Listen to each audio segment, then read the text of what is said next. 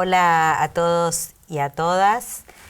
Hoy estamos entrevistando a Natalia Zuazo, especialista en políticas y tecnología. Así que bueno, hola y muy contenta de que estés acá con nosotros.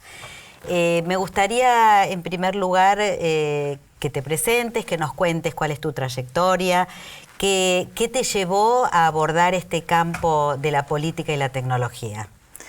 Yo soy una politóloga que empezó trabajando como periodista a propósito.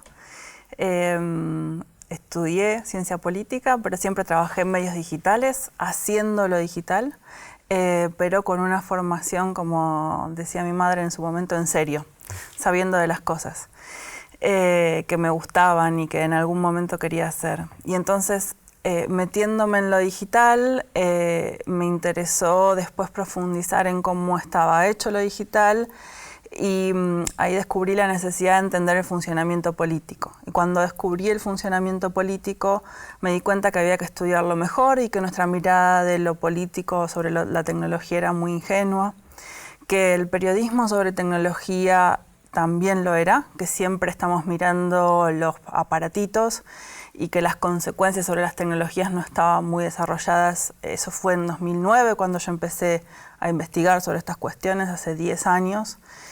Ahí empecé el camino a lo que fue mi primer libro, A Guerras de Internet, en el cual yo quería también tener un primer material en español que no existía hasta ese momento, sobre cómo funciona la infraestructura de Internet, las leyes que moldean este espacio público en común, los datos personales, la toma de decisiones, lo que se llama la gobernanza de Internet, que son muchos actores tomando decisiones sobre un espacio común, universal, y que no existía ese material todavía en español. Había algunas cosas en inglés, pero acá con una mirada latinoamericana, que es algo también de lo que me interesa, hablar de nuestra soberanía, nuestras decisiones, eso no estaba. Y no estaba también, primero porque es un campo nuevo, segundo porque también en cierto punto dependemos de que ese conocimiento lo generen otros, y también porque son muchas disciplinas, digamos, mezcladas. Es una parte política, una parte de derecho internacional, son muchas disciplinas mezcladas. Y después escribí Los Dueños de Internet, mi segundo libro, que da cuenta de esta segunda etapa, la etapa monopólica de concentración, al tiempo que me fui especializando en estudiar algunos temas en particular, datos personales, decisiones automatizadas, que algunos llaman inteligencia artificial, cuestiones de trabajo, digamos, etcétera, y en algunos ámbitos en particular. Y creo que todo esto tiene que ver con cómo tomamos decisiones más propias, y ahí es donde voy. Cómo tomamos primero decisiones que tengan la política primero, lo que yo llamo cómo politizamos la tecnología, para que no venga siempre la tecnología por delante, ¿no? Es primero usemos la tecnología y después veamos las consecuencias, que es lo que se piensa muchas veces. Primero pongamos tecnología, pongamos robótica, pongamos computadoras y después veamos qué hacemos con eso, que en algunos momentos es la decisión más rápida o es la decisión más de moda. Ahora, vos hablaste de cierta ingenuidad, ¿no?, en relación a cómo se toman las decisiones vinculadas con la política. Podríamos hablar de políticas digitales, de políticas públicas, en definitiva. En uno de tus libros, en Los Dueños de Internet, tomás este concepto, que entiendo que podemos compartirlo en este momento, que habla del Club de los Cinco. A mí me gustaría que puedas profundizar un poquito qué implicancias tienen este Club de los Cinco, quiénes lo conforman, qué importancia tienen y sobre todo cuáles son, yo te diría, las repercusiones y el impacto que tiene tanto para los ciudadanos como para la política.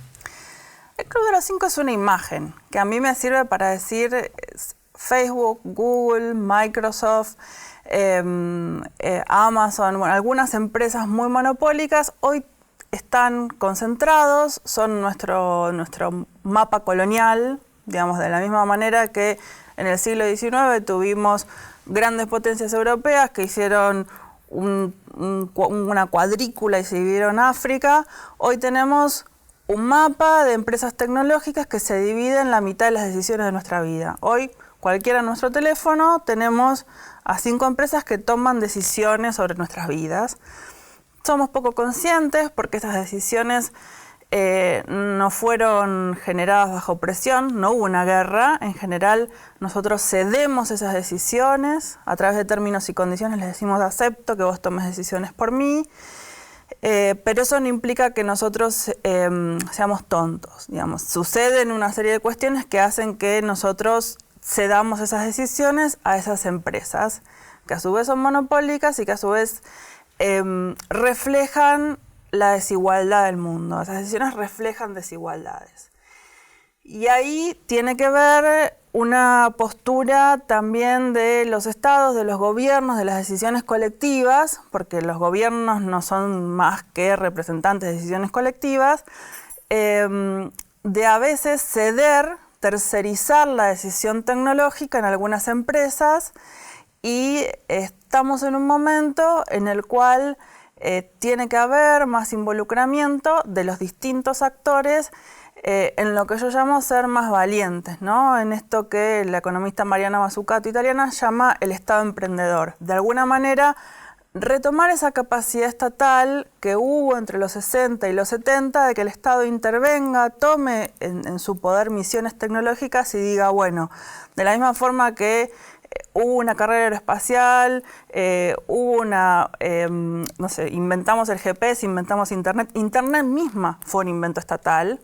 Tenemos que nosotros ponernos al frente de esas decisiones, o en todo caso, llegado este momento de tanto poder de esas empresas, ver cómo regulamos esas decisiones, ¿sí? Ver si no están yéndose esas decisiones de nuestras manos. Ahora, este es un campo en disputa, digamos, porque hay intereses económicos. Esta idea, podríamos llamar de multisectorialidad de la política tecnológica. Llama así. Sí, sí. Es decir, esta idea de lo multisectorial, donde tenés intereses corporativos y donde, por lo que vos planteás, es importante recuperar cierta direccionalidad política del Estado. Es decir, cuál es el lugar del Estado en todo este campo. ¿Cómo dirías vos que juega los aspectos vinculados con las decisiones del Estado? Bueno, esto que te decía, hay un foro de la ONU que se llama el Foro Global de Internet que se dirime en esto, las decisiones múltiples partes interesadas. Los gobiernos participan de estos foros de gobernanza, pero por otro lado también tienen que tomar decisiones locales. Ejemplo, tenemos una ley de datos personales que es del año 2000.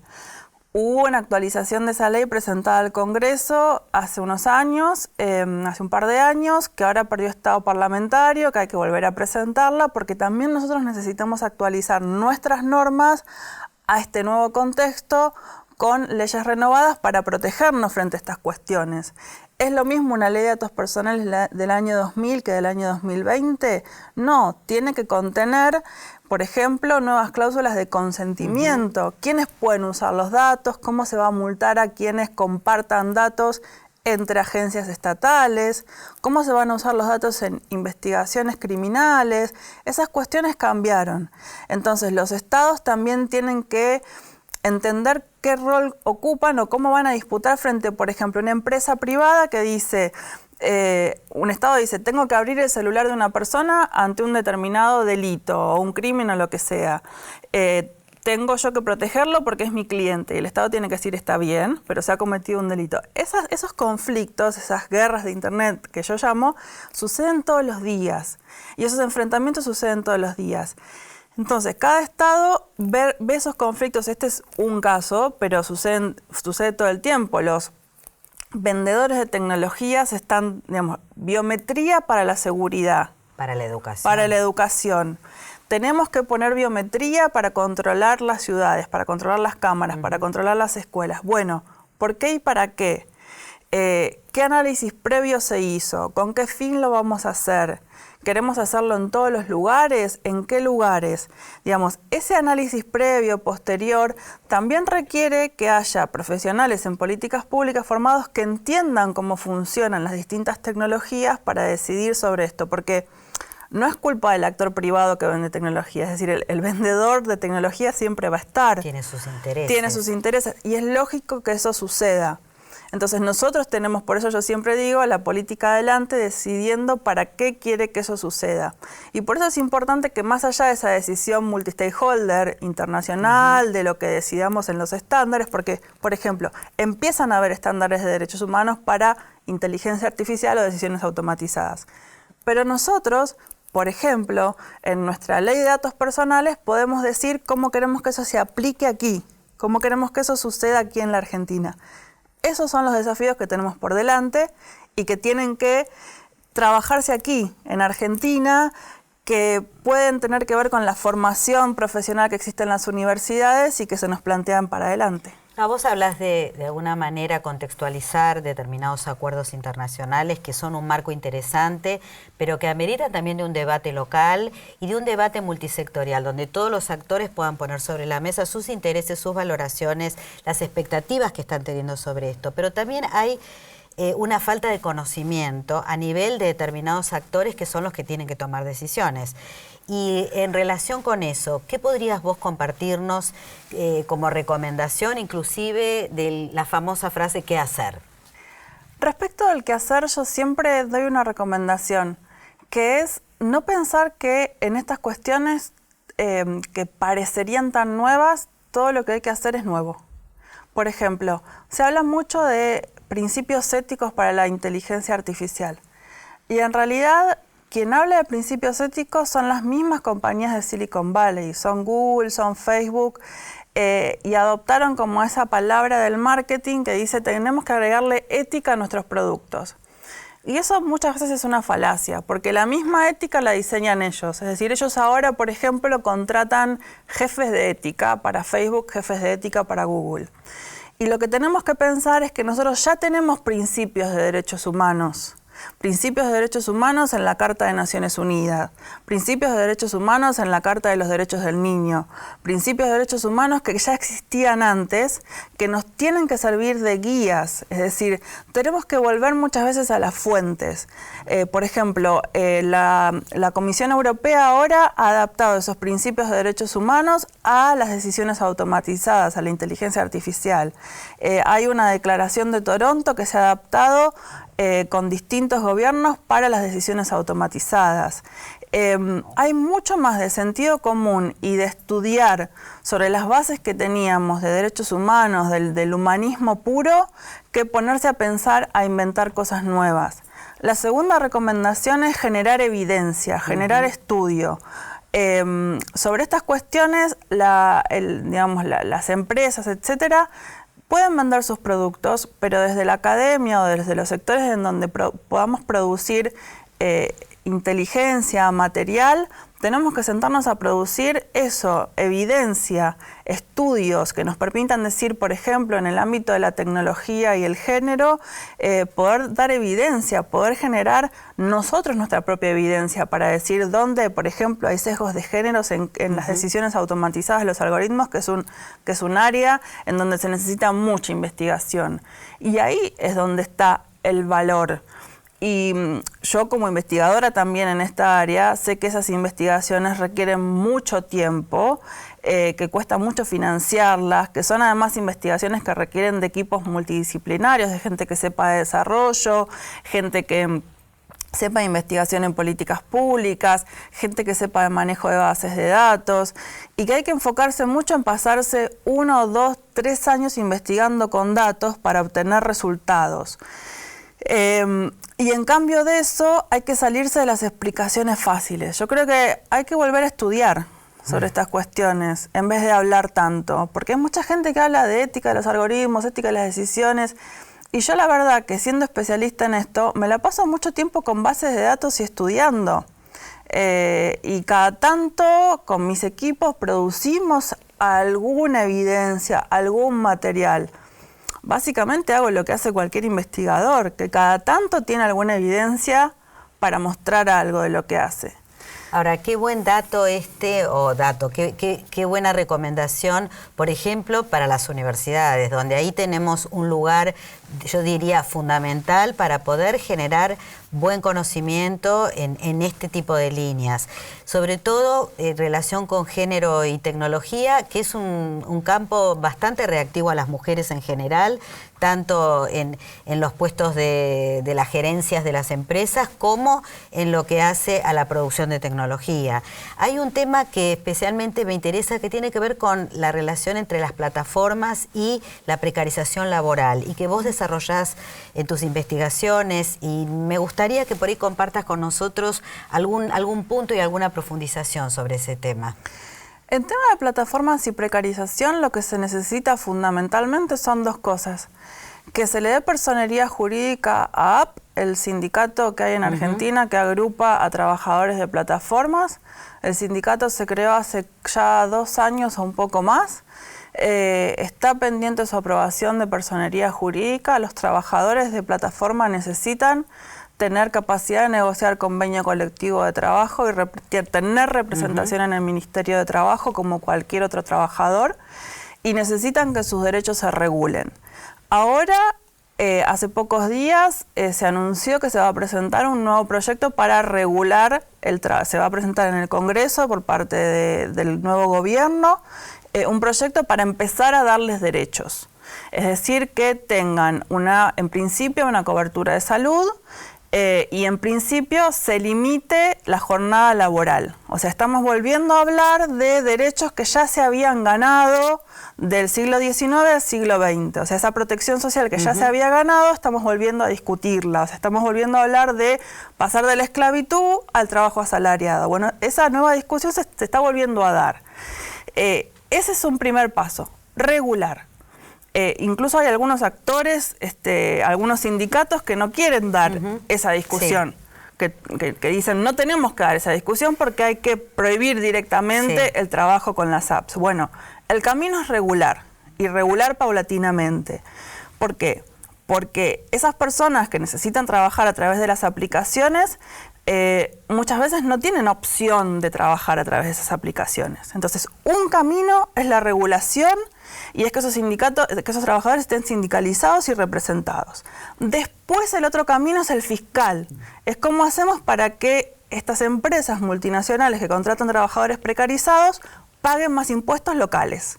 Porque estas empresas tienen un gran problema de fuga de dividendos a través de guaridas fiscales. Y eso está comprobado en el mundo. Tanto Uber como en general las plataformas tienen un gran problema de evasión fiscal. De eso se tendrá que cargar la FIP. Pero son cosas muy concretas. Lo mismo, los que investigamos estos temas en concreto sabemos que Ministerio de Trabajo, AFIP, etcétera, todo lo otro que podamos discutir es moral. O sea, no sirve la discusión moral, sirven los pasos concretos. Es que los trabajadores tengan más derechos y que las empresas paguen más impuestos. Y esto además es lo que está haciendo el mundo. O sea, California, cuna de Silicon Valley, lo está haciendo. Entonces, cualquier otra discusión es ponernos en una discusión Uber sí, Uber no sirve esa discusión. O sea, la discusión, para mí, perdón, politóloga, es concreta, es política pública. Así es. Ese es el camino, así pienso yo. Para terminar, no puedo dejar de preguntarte en relación con la educación y cómo estás viendo todas estas cuestiones, este campo complejo a nivel de lo que es la política pública en educación y cómo juega lo que podríamos llamar el ecosistema digital en a veces decisiones pedagógicas que desde mi punto de vista muchas veces están tomadas también por las empresas de tecnología. Hablo también de algunas de los grandes grupos, ¿no? Yo diría 3 cosas. Primero, que todavía no hemos visto nada, pero eso es muy bueno. Porque en general los primeros anuncios que se hacen son muy grandilocuentes y tienen que ver con la tecnología. Vamos a robotizar, vamos a poner... El anuncio que yo quisiera que haya concreto, pero cuando esté, es el de la vuelta de Conectar Igualdad, porque me parecería que sería un anuncio de impacto masivo respecto a la tecnología. Ahora, dicho esto, la segunda cosa es que Para trabajar en serio la política tecnológica creo que se necesita tiempo, porque estuvo muchos años, en los últimos años sobre todo, el Plan Nacional de Inclusión Educativa estuvo desmantelado. Entonces, para que eso vuelva a tener un vínculo con, digamos, que la currícula tecnológica vuelva a existir, se necesita un tiempo de trabajo, porque además eso se tiene que actualizar. Y entonces eso tiene que llevar un tiempo. Entonces creo que no sería muy bueno que se anuncie muy rápido.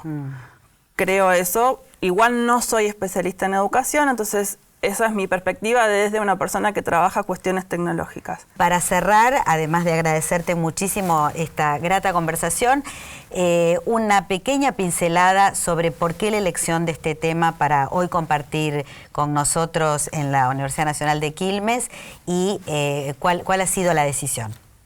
Yo trato siempre de trabajar los temas para llevarnos un poco más de luz, para llevarnos conciencia. Somos usuarios la mayoría del tiempo.